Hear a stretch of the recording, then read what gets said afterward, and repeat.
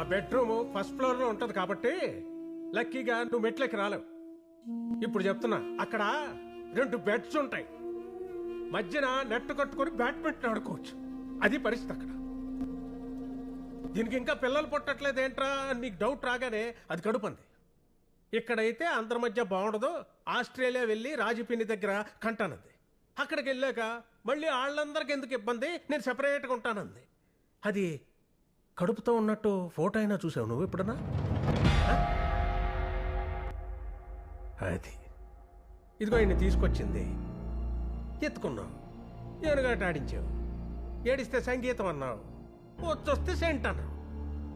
ఆడికి ఇంటి పేరు పక్కా రాజగోపాల్ అని పెడితే నాలాగే పక్కన ఉండిపోతాడని వైరా రాజగోపాల్ అంటున్నావు. ఇప్పుడు ఎంపీని చేస్తున్నావు, రేపు బాగుంటే తిరగేసి పిఎం అని చేస్తానంటావు. కానీ ఆడు నీ కూతురికే పుట్టలేదని తెలిస్తే